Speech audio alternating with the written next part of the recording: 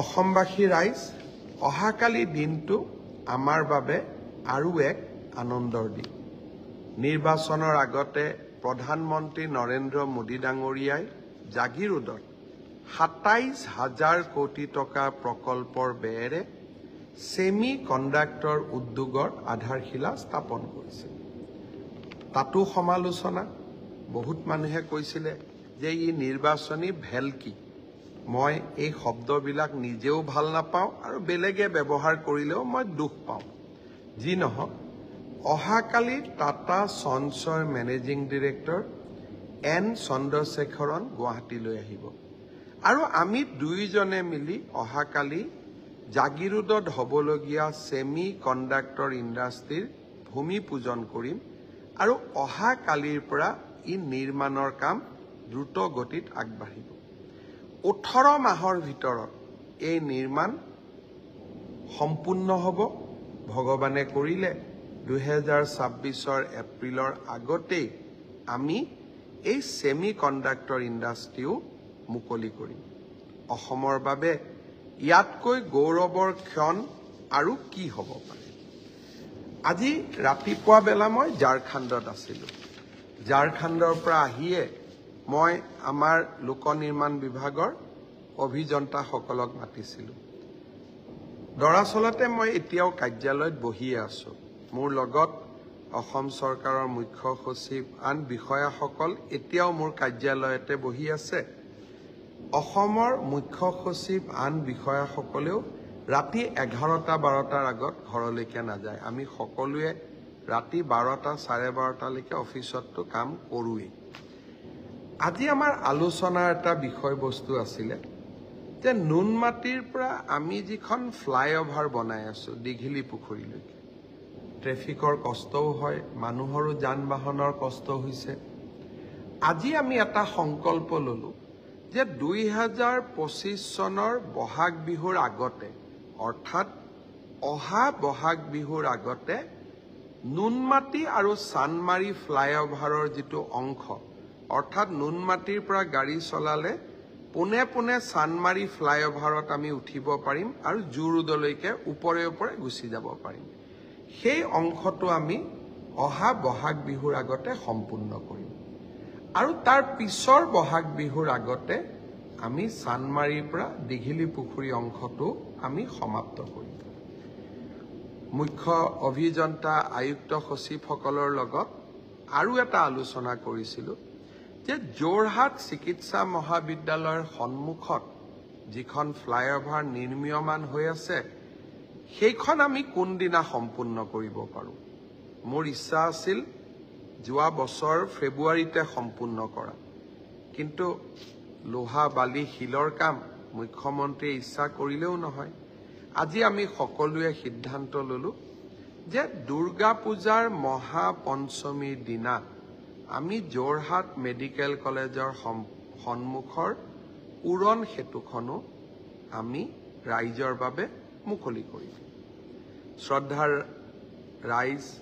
ভাইটি ভণ্টি ভাগিনসকল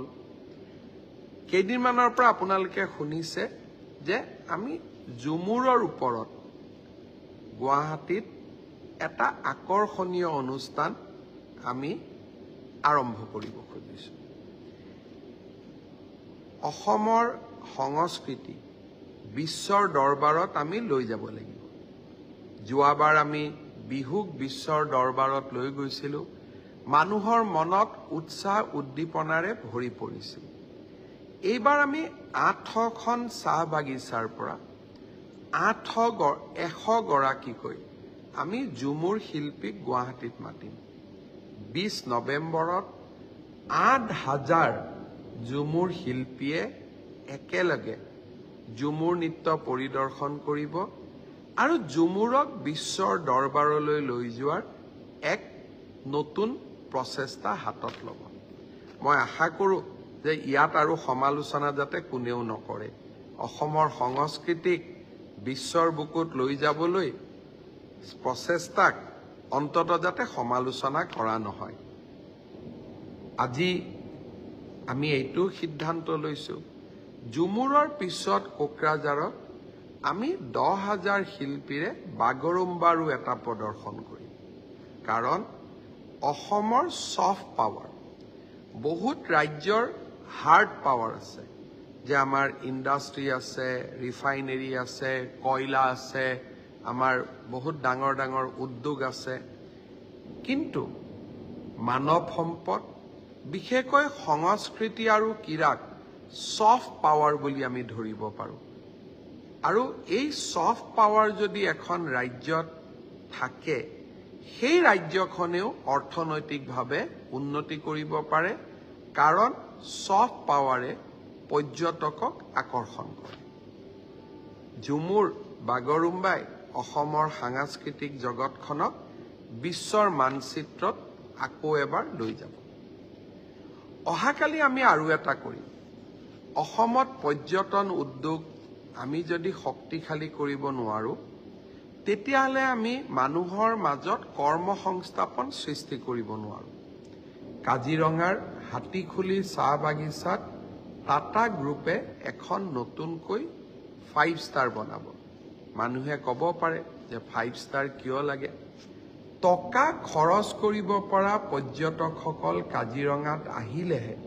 কাজিৰঙাৰ ওচৰ পাজৰৰ ৰাইজৰ অৰ্থনৈতিক সমৃদ্ধি হ'ব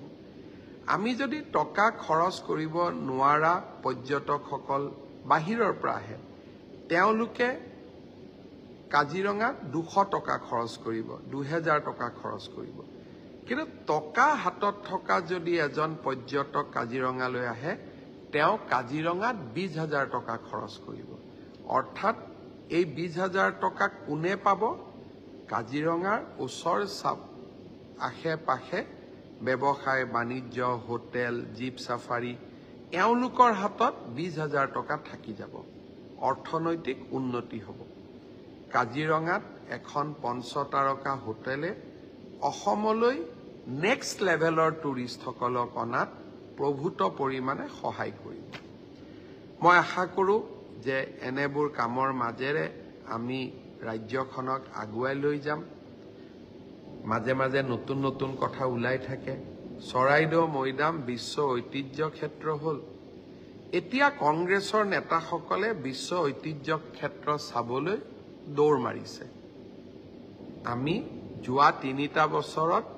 বাৰে বাৰে বিশ্ব ঐতিহ্য ক্ষেত্ৰলৈ গলো কাৰণ আমাৰ বিশ্বাস আছিল যে আমি ইয়াত কিবা এটা কৰিব লাগিব কাম হোৱাৰ আগত কষ্ট কৰিব লাগে কাম হোৱাৰ আগত পৰিশ্ৰম কৰিব লাগে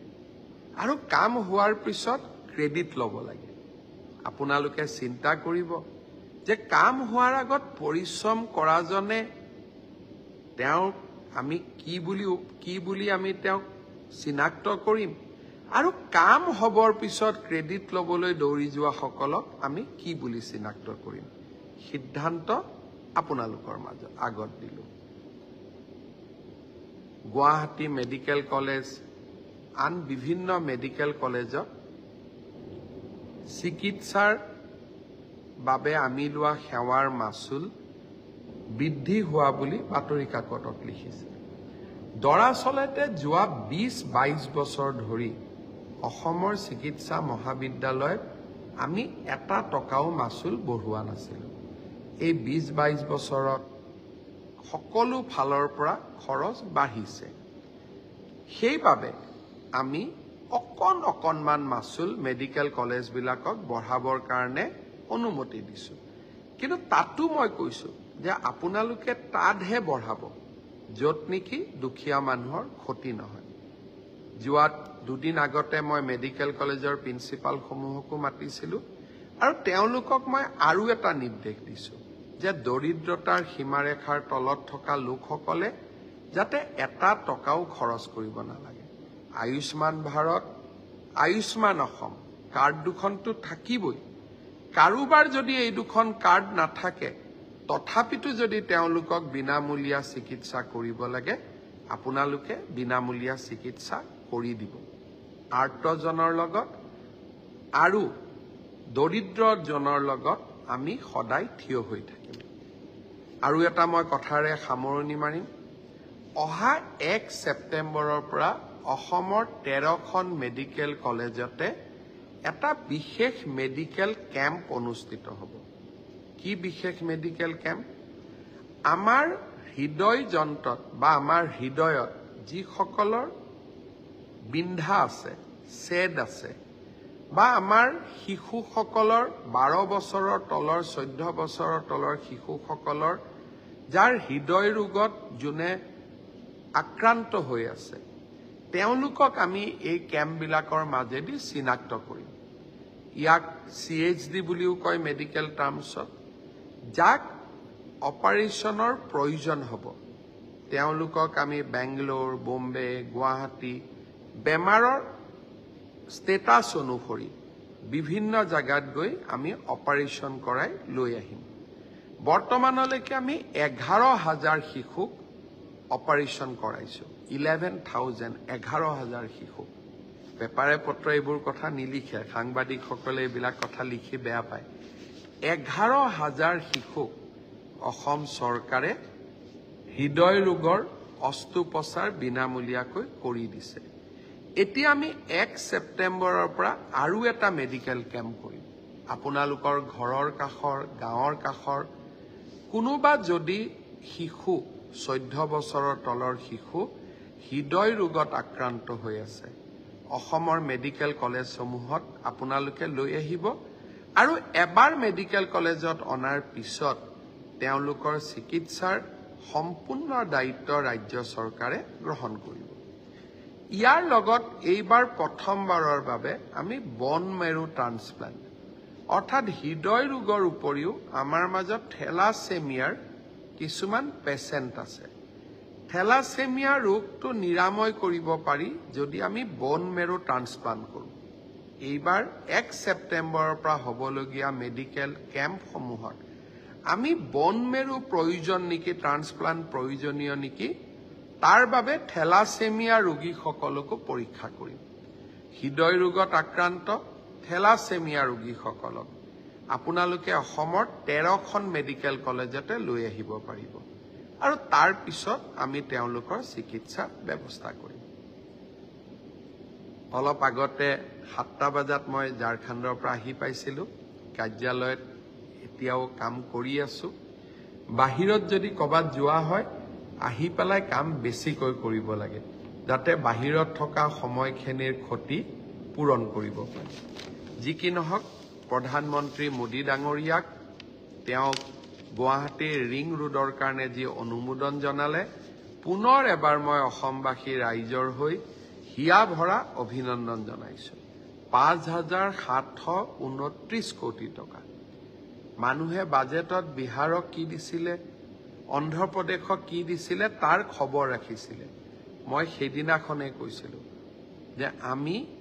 আমাৰ গতিত আগবাঢ়ি গৈ থাকিম। মোদী ডাঙৰীয়াক আকৌ এবাৰ ধন্যবাদ জনাইছোঁ। আৰু জাগিৰোডৰ আশে পাশে যিসকল থাকে, কালি ছেমি কণ্ডাক্টৰ উদ্যোগৰ ভূমি পূজন হ'ব। আপোনালোক আহিব, ভাল লাগিব। বহুত